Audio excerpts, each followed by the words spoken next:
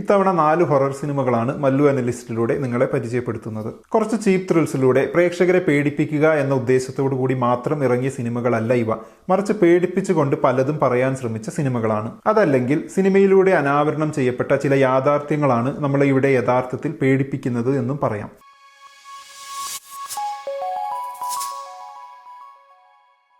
2015 ഇറങ്ങിയ American period super natural സിനിമയാണ് Robert എഗേഴ്സ് സംവിധാനം ചെയ്ത ദ വിച്ച്. 1630 കഥ നടക്കുന്നത്. മതപരമായ എന്തോ അഭിപ്രായ വ്യത്യാസത്തിന്റെ പേരിൽ ന്യൂ ഇംഗ്ലണ്ടിലെ ഒരു കുടുംബത്തിനെ അവർ താമസിച്ചിരുന്ന കമ്മ്യൂണിറ്റിയിൽ നിന്നും പുറത്താക്കുന്നു. ഗൃഹനാഥനായ വില്യം, ഭാര്യ കാതറിൻ, മകൾ തോമസിൻ, മകൻ കാലിബ്, ട്വിൻസായ മേഴ്സി, ജോനാസ് എന്നിവരടങ്ങുന്നതാണ് ആ കുടുംബം. കമ്മ്യൂണിറ്റിയിൽ നിന്നും പുറത്തായ അവർ ഒരു വലിയ കാടിന് സമീപം ഒരു കുടിൽ കെട്ടി താമസം ആരംഭിക്കുന്നു. കാതറിൻ തന്റെ 5ാമത്തെ കുഞ്ഞിന് ജന്മം നൽകുന്നു.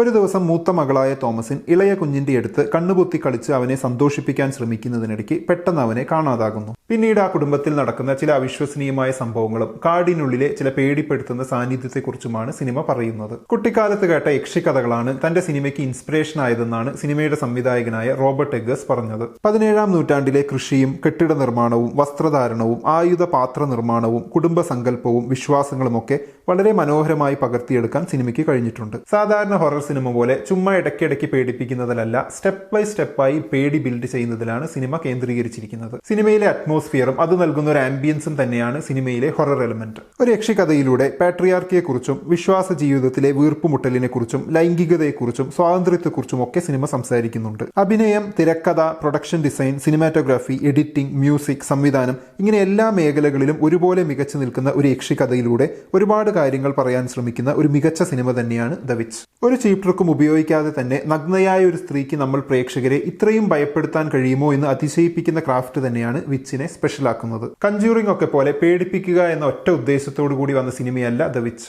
അതുകൊണ്ട് തന്നെ ആ ഒരു രീതിയിൽ ഈ സിനിമയെ സമീപിക്കാതിരിക്കുന്നതായിരിക്കും നല്ലത്. 1974 പുറത്തിറങ്ങിയ അമേരിക്കൻ സ്ലാഷർ സിനിമയാണ് the Texas chainsaw massacre. Horror സിനിമകളുടെ ഒരു സബ് ജോൺറയാണ് സ്ലാഷർ സിനിമകൾ. ബ്ലേഡ് പോലുള്ള ടൂൾസ് ഉപയോഗിച്ച് ഒരു കൊലയാളി ഒരു കൂട്ടം ആളുകളെ കൊല്ലുന്നത് കാണിക്കുന്ന ടൈപ്പ് സിനിമകളെയാണ് സ്ലാഷർ സിനിമകൾ എന്ന് പറയുക. സ്ലാഷർ ജോൺറയിൽ ഒരു കൾട്ട് സിനിമയായി കണക്കാക്കപ്പെടുന്ന ദ ടെക്സാസ് ചെയിൻസോ മസാക്കറിനെ ഏറ്റവും മികച്ച ഹൊറർ സിനിമകളിലൊന്നായും പലരും വിലയിരുത്തിയിട്ടുണ്ട്. 5 പേരടങ്ങുന്ന ഒരു ഗ്രൂപ്പ് സുഹൃത്തുക്കൾ അവരിൽ ഒരാളുടെ മുത്തശ്ശന്റെ പ്രോപ്പർട്ടി സന്ദർശിക്കാനുള്ള യാത്രയിലാണ്. യാത്രയ്ക്കിടെ അവരൊരു വഴിപോക്കന് ലിഫ്റ്റ് കൊടുക്കുന്നു. പെട്ടെന്ന് തന്നെ അയാൾക്ക് എന്തോ തകരാറുണ്ടെന്ന് മനസ്സിലാക്കി അവർ അയാളെ വണ്ടിയിൽ നിന്നും പുറത്താക്കുന്നു. പിന്നീട് അവർ ലക്ഷ്യസ്ഥാനത്തെത്തുന്നു. അവർക്ക് അവിടെ വെച്ച് സംഭവിക്കുന്ന കാര്യങ്ങളാണ് സിനിമ കാണിക്കുന്നത്. സ്ലാഷർ സിനിമയായതുകൊണ്ട് തന്നെ അവർക്ക് അവിടെ എന്താണ് സംഭവിക്കുക എന്ന് പ്രത്യേകം പറയേണ്ടതില്ലല്ലോ. സിനിമയ്ക്ക് ശേഷം ഒരുപാട് ശ്രദ്ധിക്കപ്പെട്ട കഥാപാത്രമാണ് മുഖത്ത് ലെതർ മാസ്ക് ഇട്ട് ചെയിൻസോ പിടിച്ചു നിൽക്കുന്ന ലെതർ ഫേസ് എന്ന കൊലയാളിയുടേത്. പ്രേക്ഷകരെ ഡിസ്റ്റർബ് ചെയ്യുന്ന രംഗങ്ങൾ ആവശ്യത്തിനുള്ളതുകൊണ്ട് പലയിടത്തും ബാൻ ചെയ്യപ്പെട്ട ഒരു കോൺട്രവേഴ്ഷ്യൽ സിനിമ കൂടിയാണിത്. സ്ക്രീനിലെ കൊലയും രക്തവും മനുഷ്യഭീകരതയും ഒക്കെ കാണാൻ താല്പര്യമുള്ളവരാണ് നിങ്ങളെങ്കിൽ തീർച്ചയായും കണ്ടിരിക്കേണ്ട ഒരു സിനിമയാണ് ദ ടെക്സാസ് ചെയിൻസോ മസാക്കർ. 2019 ഇറങ്ങിയ അമേരിക്കൻ ഹൊറർ സിനിമയാണ് ജോർദാൻ പീൽ സംവിധാനം ചെയ്ത അസ്.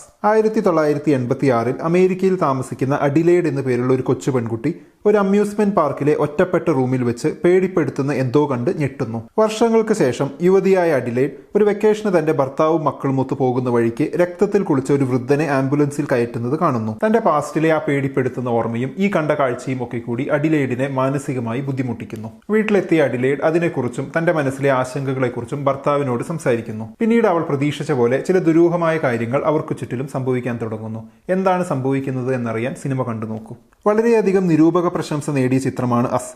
വളരെ അൺയൂഷ്വൽ എന്ന് തോന്നിക്കുന്ന ഒരു കഥയിലൂടെ അമേരിക്കയിലെ ക്ലാസ് ഡിഫറൻസിനെ കുറിച്ചും പ്രിവിലേജ്ഡ് സമൂഹത്തിന്റെ അന്ധതയെക്കുറിച്ചും മികച്ച രീതിയിൽ തന്നെ പറഞ്ഞു വെക്കുന്നുണ്ട് ഈ ചിത്രം. സമ്പന്നതയിലും സുഖലോലുപതയിലും കഴിയുന്ന ഒരു വിഭാഗം, പാർശ്വവൽക്കരിക്കപ്പെട്ട മറ്റൊരു വിഭാഗം. ചിത്രം പറയുന്നത് അമേരിക്കയെക്കുറിച്ചാണെങ്കിലും ഈ 2 വിഭാഗങ്ങളുള്ള ഏത് നാട്ടിലും ഈ സിനിമ പ്രസക്തമാണ്. ഹൊറർ സിനിമ കാണാൻ പേടിയുള്ള ആളാണ് നിങ്ങളെങ്കിലും ഈ സിനിമ ധൈര്യമായി കാണാം. 2008 ഇറങ്ങിയ ഓസ്ട്രേലിയൻ സൈക്കോളജിക്കൽ ഹൊറർ സിനിമയാണ് ലേക്ക് മംഗോ. ഒരു മോക്യുമെന്ററി സ്റ്റൈലിലാണ് ഈ സിനിമ എടുത്തിരിക്കുന്നത്. അതായത് ഫിക്ഷണൽ സംഭവങ്ങൾ ഒരു ഡോക്യുമെന്ററി സ്റ്റൈലിൽ പ്രസന്റ് ചെയ്യുന്ന രീതി. സംവിധായകനായ ആൻഡേഴ്സൺ സിനിമയെക്കുറിച്ച് പറഞ്ഞത് ഒരു സൂപ്പർ നാച്ചുറൽ ത്രില്ലർ എന്നതിലുപരി വേണ്ടപ്പെട്ട ഒരാളുടെ മരണത്തിന് ശേഷമുള്ള ദുഃഖത്തിന്റെ എക്സ്പ്ലോറേഷൻ ആണ് അദ്ദേഹത്തിന്റെ സിനിമ എന്നാണ്. ഓസ്ട്രേലിയയിലെ തന്റെ വീടിനടുത്തുള്ള ഒരു ഡാമിൽ കുടുംബത്തോടൊപ്പം കുളിച്ചുകൊണ്ടിരിക്കുന്നതിനിടെ ആലീസ് പാമർ എന്ന 16-കാരി മുങ്ങി മരിക്കുന്നു. ആലീസിന്റെ മരണം അവളുടെ കുടുംബത്തെ വല്ലാതെ ബാധിക്കുന്നു, പ്രത്യേകിച്ച് അവളുടെ അമ്മ ജൂണിനെ.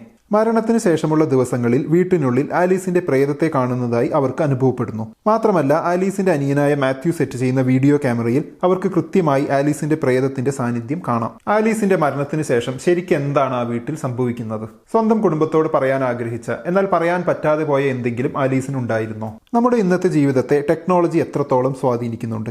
നമ്മുടെ ഓർമ്മകളും അനുഭവങ്ങളും ഒക്കെ എത്രമാത്രം വീഡിയോസ്, ഫോട്ടോസ് പോലുള്ള കാര്യങ്ങളുമായി ബന്ധപ്പെട്ട് കിടക്കുന്നു എന്നതുകൂടി സിനിമ കാണിക്കുന്നുണ്ട്. പൂർണ്ണമായും പെർഫെക്റ്റ് അല്ലെങ്കിലും ഒരു ക്രീപ്പി ഫീൽ തരുന്ന അണ്ടർറേറ്റഡ് സിനിമയാണ് ലേക്ക് മങ്കോ. ഈ സിനിമകൾ നിങ്ങൾ കണ്ടിട്ടുണ്ടെങ്കിൽ അവയെക്കുറിച്ചുള്ള അഭിപ്രായം കമന്റ് ബോക്സിൽ എഴുതുക. നമുക്ക് അടുത്ത വീഡിയോയിൽ വീണ്ടും കാണാം. ബൈ.